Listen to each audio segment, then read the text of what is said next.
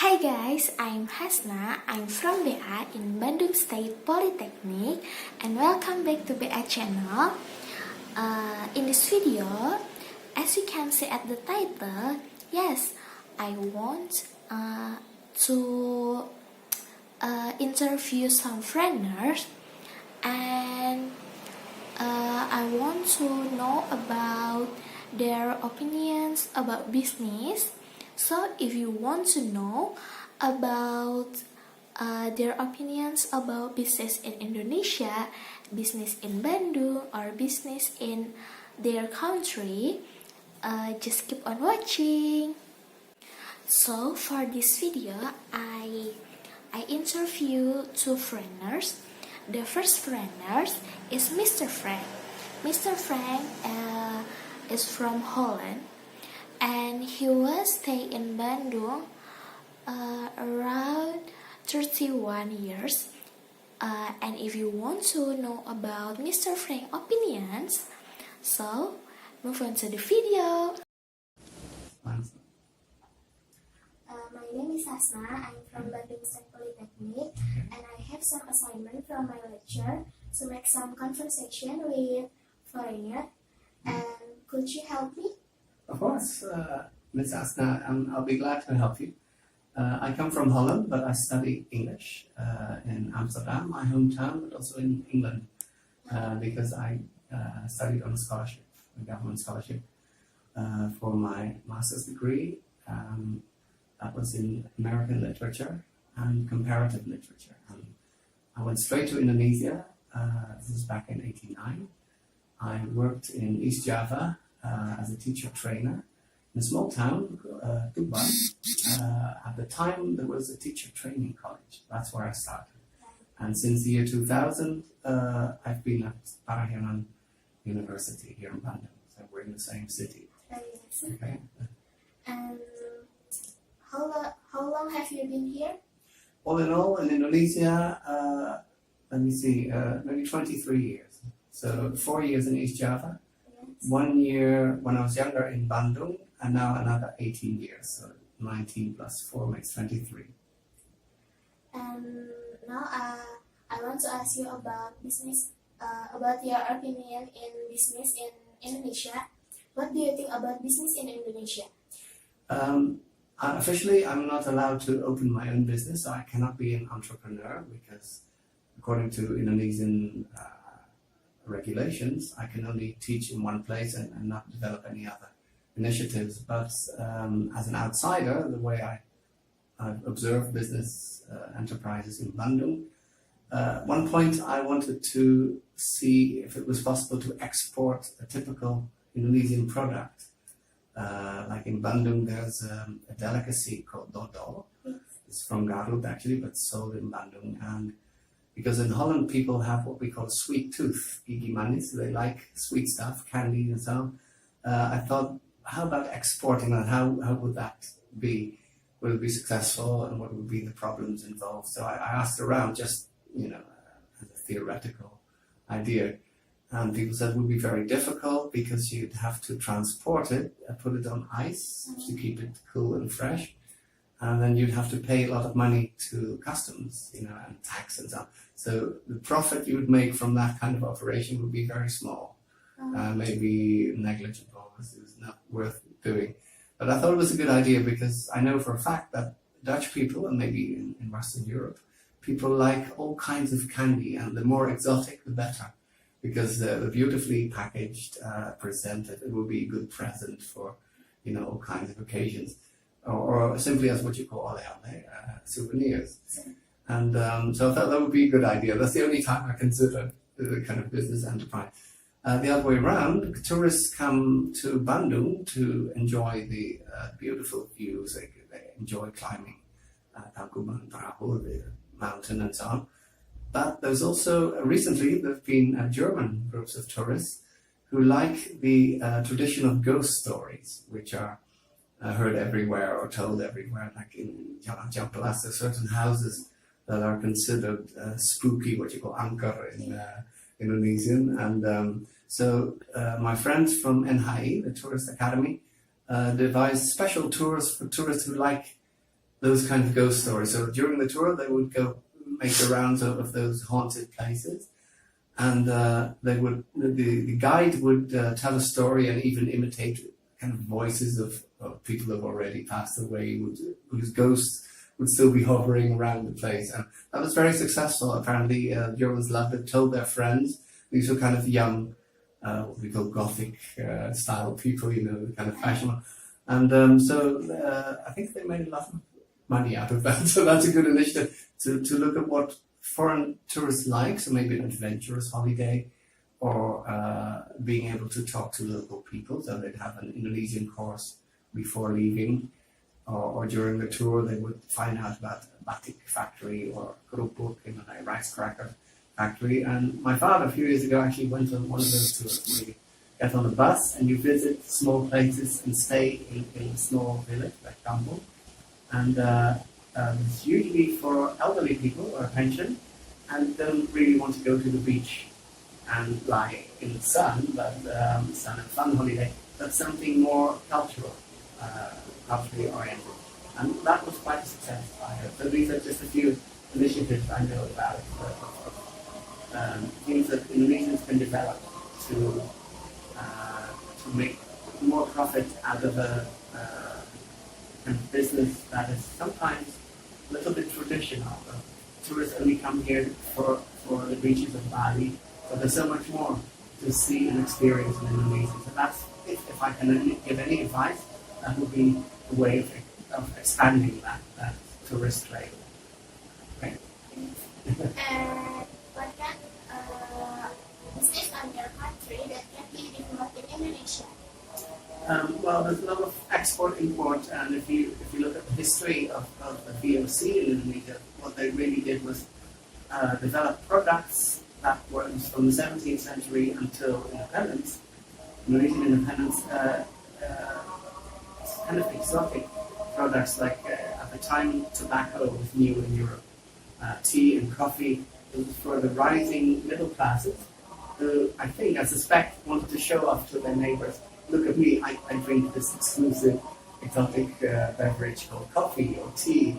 And the same, of course, went for the English in India, the same kind of trade. And that's been a very successful business, but at the expense of Indonesians, because the profits were not shared. Basically, if you look back on it, then it was kind of robbery. Indonesians who worked very hard became almost like slaves on the plantations, and were there from an early age, like when they were children, until they could work no longer, so till their 70s or 60s. They would never get any holidays, no pension.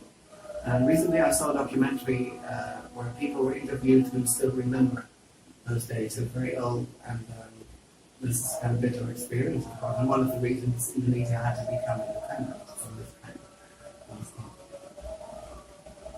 So far as you live here, what do you like the most about Bandung? Many things. Bandung is a very cultural city. There's many different kinds of music. I'm a musician myself. I play music, but as a hobby and not professional, of course. But there's so many different kinds. There's traditional music like suling, kapi suling, the cipher with the flute. I like it because it's kind of meditative music. It makes you calm. It's kind of melancholic. There's of course a lot of pop and rock music. There's even, I think, a music school especially for that. My son Alex happens to play guitar, and he enjoys that kind of music. There's dancing, of course, traditional dancing and all kinds of traditions. There's an enormous variety of food, so for culinary tourism this is also interesting to compare different delicacies. But most of all, I like the openness of the Sudanese people, because after all, Bandung is a kind of slightly closed society where people speak their own language, and outsiders usually don't. Even Japanese who stay here for a long time, or people from Sumatra. So language may be a barrier for some people. But when you meet the Sudanese, at any public place like a shopping center or a park or anywhere, they're very spontaneous and friendly. And usually, like the way we're talking now, I often spend time in parks talking to school children who might be passing by and say, "My teacher wants you give me an interview on camera because it's very similar to this. And people are very open-minded. They want to know more about Western culture. They actually already know a lot about Western music, for instance, and politics and stuff. So it's always interesting to meet Sudanese people because of that spontaneous attitude. And that's one of the things I enjoy most as a foreigner because, in some places you might expect people to be very closed-minded and not be so responsive. And with the last question, what is your suggestion to make business in Indonesia become better than the business from other countries? Yeah, Indonesia in this kind of global world, or more globalized world, needs to compete a lot more than in the past. One example is the shoe business. There was a lot of shoe designs here in West Java, and I heard that they even exported to countries like Italy, which has a very fashionable kind of shoe business and fashion. And apparently the West Javanese shoes were considered even more elegant, than the Italian ones. So in the past there was a very strong position as a business competitor. But now, because there are more competitors all over the world, not just a few countries, we need to develop something that really is outstanding. That's what you call unggul. It stands out better than anybody else. So people will jump on that kind of trend. So we need to be very creative. Look at what the competitors or business rivals are doing, and find a way of designing, for instance, batik clothing, but also expand it. I know somebody who said, why just have batik dresses? Why not have shoes or designs for all kinds of accessories? So we need to be creative, but also have the courage to add things, to become more expansive. That's my advice. Thank you so much, sir. My pleasure. Good luck with your research. So, there is video from Mr. Frank. Mr. Frank opinions about business in Indonesia. Business in Indonesia is so unique. Dodol Garut can be in Bandung. It's so unique because in his country, special one in a city is difficult in another city because the cost is very, very expensive and it's not worth to buy. And Mr. Frank is very, very likes culture in Indonesia. He likes traditional music, like kecapi suling. He likes people in Indonesia so friendly. And Mr. Frank's opinion about business that can develop in Indonesia is export and import. We can export and import from his country like coffee and tea. And the last, Mr. Frank give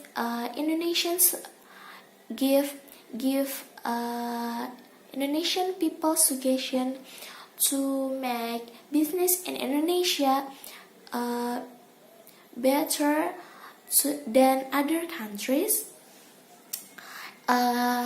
We can be a creative and innovative person. We can have batik, batik it just includes. And Mr. Frank opinions why batik not too big, some shoes, accessories and bags. And that's from opinion from Mr. Frank. Now we go to the second and I think the last foreigner that I interview is Mr. Duan. Mr. Duan from America, and he was in Bandung for 4 years, and he here with her doctor. Her doctor name is Joy. I met Joy, and she is so beautiful and friendly, and she likes to smile to other people. And yes, if you want to know about Mr. Duan opinion about business in Indonesia, so let's go to move on to the video. From the world, and then what is Hasna from Bandung Polytechnic? I have some assignments from my to make a presentation in some travel business in America. Sure. In America, everything I would like to do that. or technology like that. My name is In Indonesia, Dwayne. they use more people. In America, Dwayne. the people Usually it's do not have a Duane, lot of jobs. Duane, and then Dwayne. As English, it's Dwayne. Here, there are I come from America, the state of Tennessee. like that where you cut the grass at night in America. We have lived in Bandung for a little over 4 years. What do you think about business in Indonesia? About business in Indonesia, I'm retired. I don't think about business. I have already worked in America. I don't want to work. Just in your opinion. About business in Indonesia, it is business in Indonesia is very interesting. It's very different than business in America. What is it is more different business in Indonesia and more people. Oh wow, there's many differences. Business in America is more langsung. It's like it's oriented by time.